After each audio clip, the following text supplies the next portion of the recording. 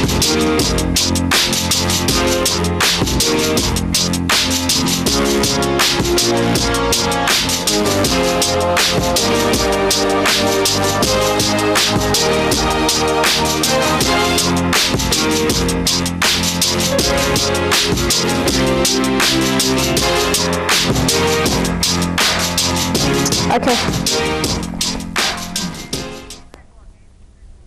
अस्सलाम वालेकुम खुशामदीद नाज़रीन, welcome back to the second half of health matters.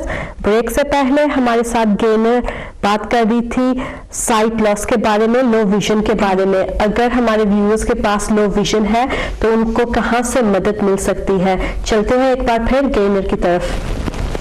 Welcome to the second half of the program, Gaynor. Thank you. Gaynor, in terms of vision loss, what kind of impact can that have on somebody's life? It can have a huge impact, especially when someone has first been told that they have an eye condition, and what the hospitals will then do is obviously give them a prognosis as to where it's going to go, and unfortunately it's normally not good. So they get told all of this information and then they have to go away and process it, and obviously that's hugely difficult for anybody. So the impact that has on different people is massive, and that's where we can step in to try and help people with that process and to try and help them through it and out the other end. I suppose many people would feel isolated. They would, very much so, especially if they live on their own as well and have been used to doing a lot of things by themselves. So the isolation can be a big thing to get over. Again, it's about sort of teaching people that they can still do these things and to actually access the services to be able to do it. And how important is the actual support in terms of supporting people? Yeah, support is crucial to absolutely anybody when they've been diagnosed with an eye condition. That support can come from different places. It can come from family, friends, and then obviously specific charities that are obviously with sight loss to actually help people out. But the support there to actually get people through those first few weeks, it's so crucial. And initial diagnosis. Yes, because initially we actually liken it to a grieving process when somebody's passed away, and it's about going through the understanding, and you're actually grieving yourself because you are actually losing something that you're used to. A lot of people will say that they would rather lose their hearing or their taste or their smell than lose their sight. So it's one of the 5 senses that is really important to, well, probably everybody, and it's something that I think a lot of us take for granted as well. I'm sure it would be a very difficult time in anybody's life. What could family and friends watching this program today do to support anyone who's going through this process? I think is to talk to the person themselves about how they're feeling. Everyone is completely different. We get people that get told that they've got an eye condition and they're going to lose their vision and what have you, and they cope very well. Other people will get told this and they will seem to cope very well, but underneath they're really struggling, and it's about knowing the right questions to ask.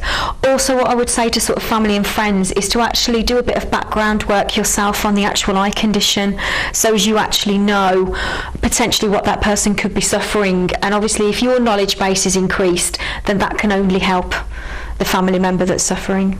And in terms of the South Asian communities, would they be able to access information, etc., in different community languages, or is there people that they can speak to in the different community languages? Certainly. Certainly, all of the RNIB booklets that on all the eye conditions we can access in different languages. And we have some booklets We have here? some booklets here. That is a one on cataracts, but there are all different ones that you can get. They are downloadable from the RNIB website. I will leave a few here as well at Noor TV, and you can get in touch with Health Matters as well, and they will be able to get in touch with myself and we can send details out to you, obviously dependent on what you want to do. Thank you for that, Gaynor. So these are kind of all booklets, information that friends and families can actually easily get off the internet. And as you've mentioned, you're going to leave some here, so people can get in touch with Noor TV at the reception, or either email Health Matters at the Noor TV and get it that way. Yes. As well. Again, is there any simple steps, etc., that people can use to protect their eyesight? You can, easy steps, it's to obviously wear your glasses as and when your optician tells you to. So that's very important. It's very important, yes. Sometimes you do hear of people that have been told they've got poor eyesight, but they hardly put their glasses on. Yeah, exactly. And it's to, obviously, if you wear glasses, then do wear them, because they're there for a reason and they will make a difference. A lot of people will think wearing glasses makes your eyes worse. It doesn't. It doesn't. What happens is when you take your glasses off, you just see the difference. And that's all it is, but it doesn't actually make your eyes worse. Certainly as far as protecting your eyes is to wear sunglasses when you're out in the sun.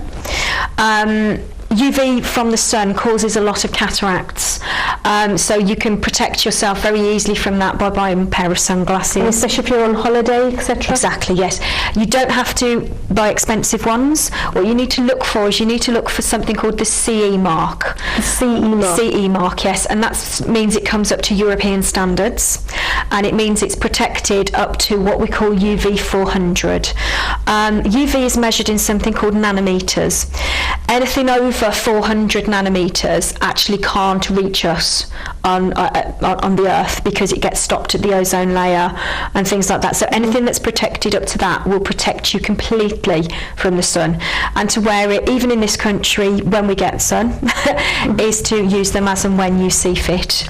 That can protect you from certainly from things like cataracts.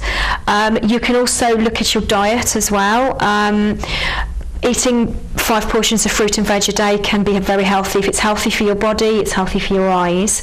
You can also increase what's called your lutein supplements through your diet. Lutein is needed by the macula. When we come on to macular degeneration in a little while, I'll explain that in a bit more detail.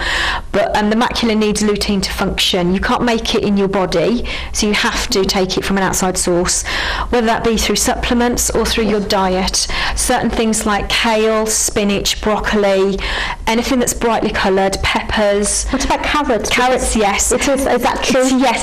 They don't make you see in the dark. Unfortunately, no, that's not what happens. However, they do have vitamin A in them, and the eye needs vitamin A to function, so that's obviously where it came from. So it was something that came around during the war, was the pilots ate carrots to make them see in the dark. Not technically true, but it does work. But all the other foods are really important and really help you. Yes, they do, very much so. So again, drinking a lot of water as well, that can also help. It won't stop anything happening. Basic general lifestyle in terms of eating healthy as well, isn't it? Definitely. And I'm not saying don't have things that are naughty and things that you like. Have them as a treat.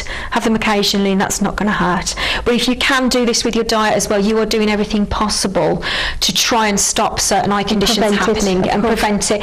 There's no guarantees that it may still happen, but at least you're safe in the knowledge that you've done everything possible to try and stop this from happening. Gaynor, right at the beginning of the programme you mentioned the 4 common conditions, and can we start off with age-related, because a lot of our viewers will be thinking, well, you've mentioned age-related, does that mean as you get older it's going to happen anyway? Not necessarily. The main age-related eye condition that we see is something called macular degeneration. Now the macula is a very, very tiny part right at the back of the eye.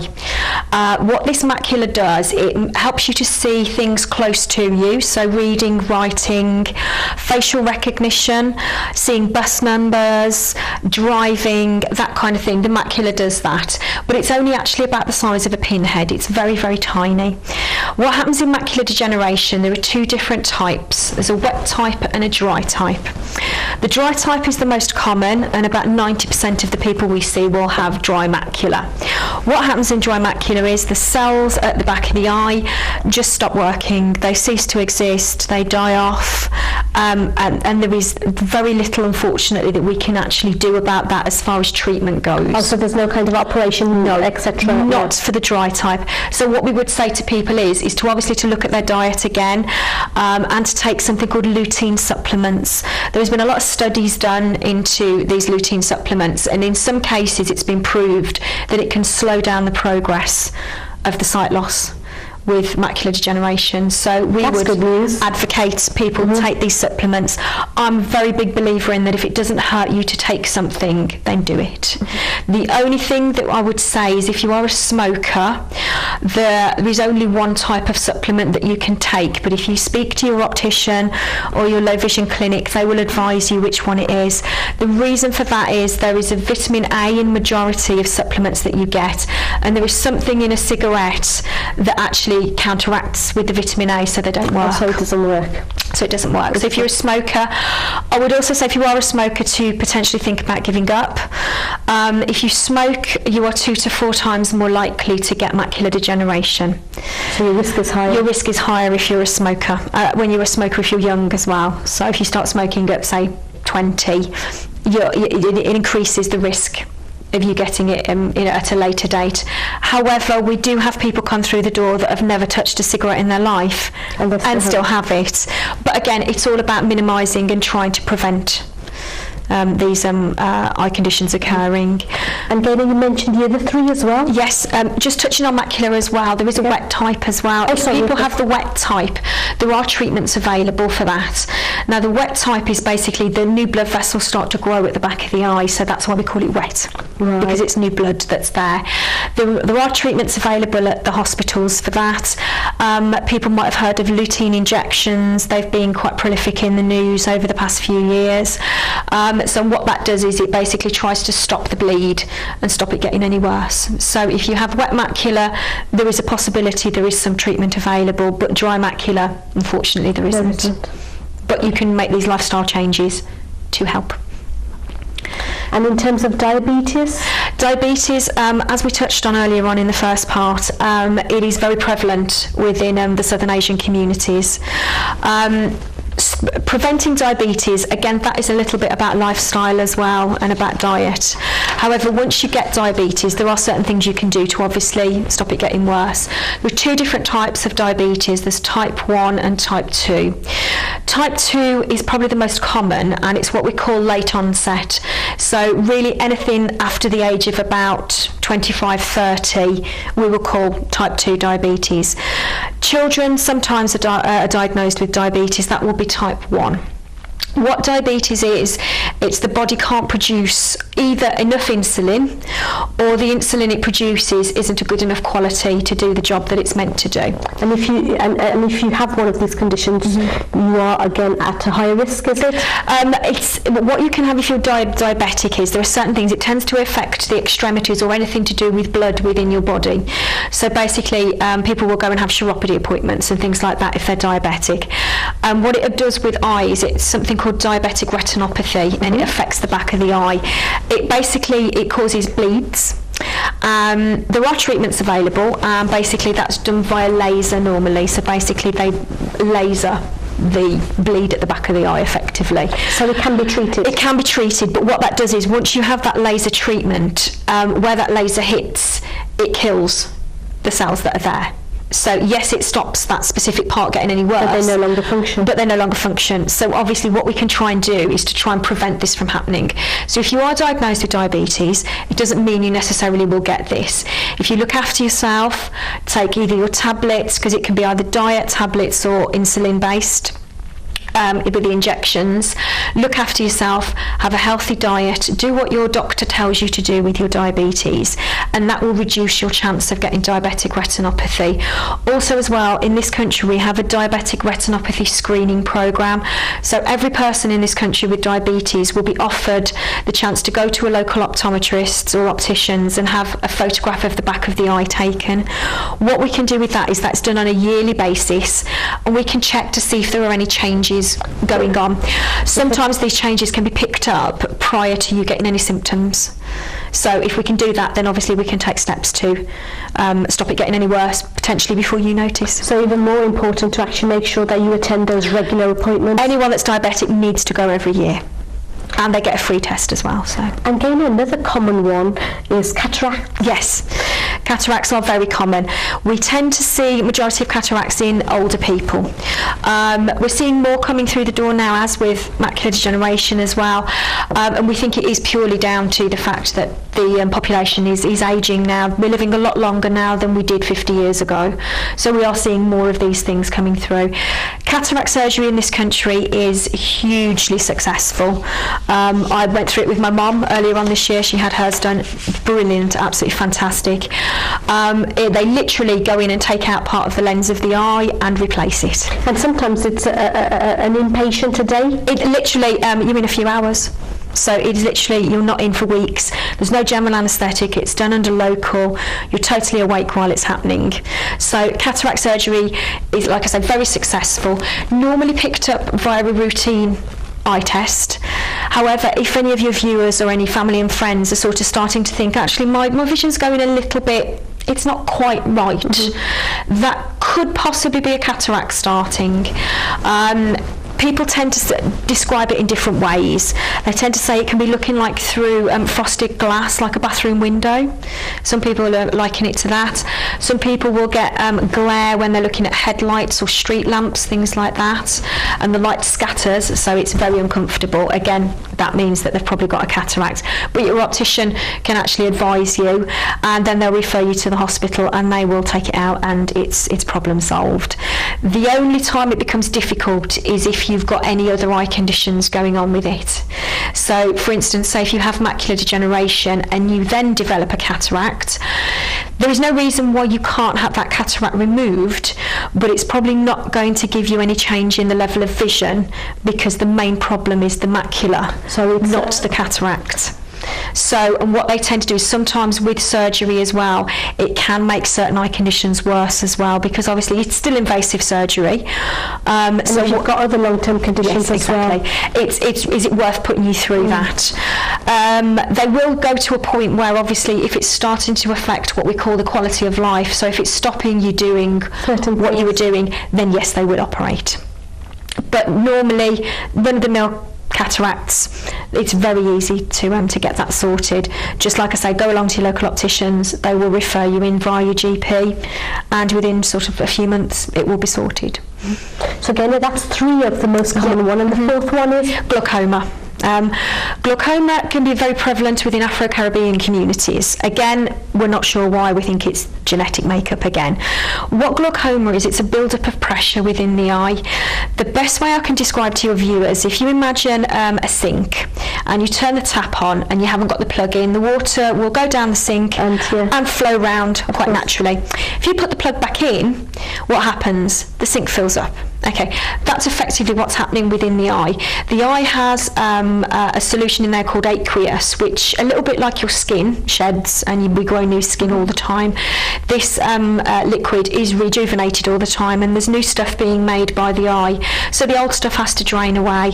And what happens in glaucoma, the old stuff doesn't drain away quickly enough, but the new stuff is still being made at the same rate. So you get a bit of a backup. One of the things with glaucoma is it's asymptomatic, which basically means there are no symptoms to it. So you don't notice anything that's wrong. Majority of the time it's picked up via opticians. Going to the opticians. Glaucoma can be hereditary as well. So if you have it in your family, again, it's vitally important to go and have it checked. If you are diagnosed with glaucoma, normally what will happen is you will get sent to your hospital and they will give you drops. And what those drops do is they help that drainage system work a whole lot better. And it's problem solved, really. It's not curable, but it is treatable. So you'll be on drops probably for the rest of your life. But if it's monitored, it's a way to manage it. Absolutely, it can be managed very, very well. There are operations that you can have with glaucoma as well, and there are different types as well. I mean, I said that the main one is the no symptoms. There is one called acute glaucoma, which thankfully is very, very rare, and there are huge symptoms with that. Very acute pain in the eye. People have actually been known to be sick with the pain. It's that bad, or can be, and again that is straight to hospital. But like I say, thankfully that's very rare. A majority of the glaucoma that we see is the other type, and that has come on just naturally through sort of, but we tend to see it is linked to diabetes actually. If people are diabetic, they can be more likely to develop glaucoma. And vice versa. But again, it's very treatable. But with glaucoma, if you don't have regular eye screenings, which can pick it up, you can actually lose up to 40% of your peripheral vision. Now, your peripheral vision is everything you see to the sides of you. So if you imagine you're going to lose almost half of that before you start to notice something, that's quite a lot. It's a huge amount. And unfortunately, once that's gone, we can't bring it back. So again, it's why we keep coming back to, you must go to the opticians and you must have your eyes tested. The three things that the opticians will do to pick up glaucoma: they will shine a very bright white light in your eye, and they're having a look at the optic nerve right at the back of the eye, because if the pressure builds, the optic nerve looks different, so we can pick it up from that. Also as well, I'm sure your viewers, if they've gone to the opticians, will have had the puff of air test in the eye. Makes everybody jump. That's checking the pressure as well. They also may have had something called a field test as well, where they basically put their head in a little machine and we flash lights at you and you click a button every time you see a light. That is checking how wide your peripheral vision is. So those three tests combined can normally tell us whether somebody has potentially got glaucoma or not. So again, very important to make sure that you regularly visit the opticians. Absolutely. Again, thank you very much. You're welcome. For all your advice and guidance. It's been very interesting. Good. Is there any final messages that you want to leave with our viewers? I think just to say to your viewers and family and friends, please go and get your eyes tested very regularly. We would normally say every 2 years. If you are diagnosed with any eye conditions, there is help out there. You can, if you're Birmingham based, you can access Focus Birmingham, which is where I work. Nationally, there's the Royal National Institute for the Blind, Action for Blind. Please go onto their websites. There is a lot of help out there, but it's about accessing it. So please come and talk to us. We're here to help you. नाज़रीन, ये थी हमारी आज की guest, site loss और vision loss के बारे में गईना ने हमें बताया। इसी के साथ हमारे प्रोग्राम खत्म होने का वक्त हो चुका है। अगर आपको कुछ ज़्यादा इंफॉर्मेशन चाहिए या आप कुछ क्वेश्चन पूछना चाहते हैं इस टॉपिक के बारे में, तो आप हमें ईमेल कर सकते हैं at healthmatters@the.nu.tv। और if you want to pick up some of the information, जो बुकलेट्स वगैरह गईना यहाँ छोड़ के जा रही है, तो आप न्यू टीवी के रिसेप्शन से उठा सकते हैं। आज के लिए नसरीन की तरफ से अल्लाह हाफिज।